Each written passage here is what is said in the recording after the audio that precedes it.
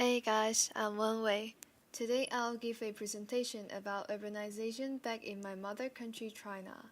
But first, I will give a quick summary of the reading called Urban History and Future Australian Cities, which was an academic article written by Lionel Frost and Shimazo Helen from Monash University.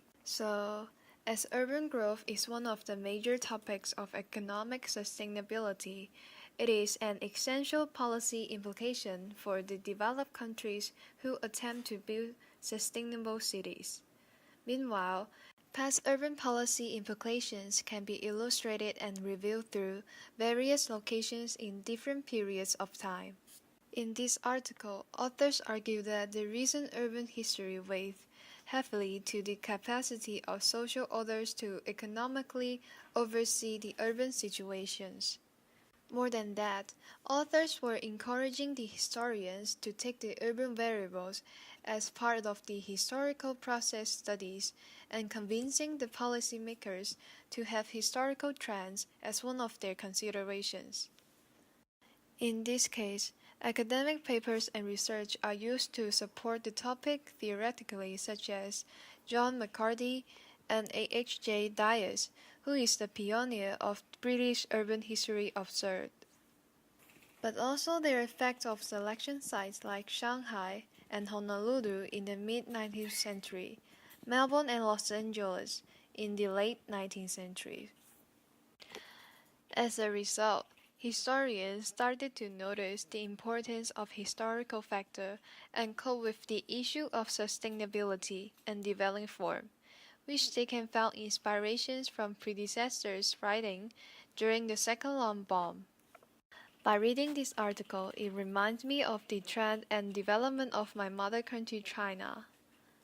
As back into the Chinese high school, we are required to learn general information about the current political situation within past and present factors. Although I didn't remember a lot, something embedded in my mind was that China, as a developing country with the largest populations, does a lot to implement its urbanization policy. It is not succeeding at all internally. However, most of the countries besides China consider this progress as a successful milestone in the history of urbanization. Is China's urbanization successful? The answer is no. For the fact that foreign countries can only reference the numbers and data provided by the Chinese government, so they can only see the things that the Chinese government want them to see. In this condition, the phenomenon was called ostensible urbanization. It is also called over-urbanization, which refers to the level of urbanization exceeds that of industrialization and economic development. When citizens migrate to a new city, there are no certain employment spaces or even enough essential living facilities. Moreover, situations in many places in China are even worse than the definition described. To deal with the urbanized policy implication, many provincial governments has promoted counties into districts and districts into cities. However, nothing changes but appellations. Does this matter? Yes, and it matters a lot. Change of appellations in practice would affect primary level government's authority, the independence of property, the index of land use for constructions, industrial projects, and water resources division. As districts includes a larger population and a much more complex system of the government. Additionally, there is a massive number of citizens from rural area moving in these newborn cities and districts, as they consider there are much more job spaces and opportunity for them in these areas. This phenomenon led to many problems like housing shortage, declining moral climate, rising of crime rates, and even traffic congestions. In my perspective as a Chinese, this kind of superficial actions under policies and implications does not seem surprise at all, and it is considered reasonable due to some aspects, historical and political factors. According to what I have learned in the past, Before the foundation of the People's Republic of China, China was experiencing four revolutions from within, two foreign wars and one civil war, one after another. At this time, the entire nation was experiencing a tough time, and citizens couldn't even be adequately fed. Urbanization wasn't considered at all. In contrast, the Chinese government aimed to keep pace with the development of Western countries.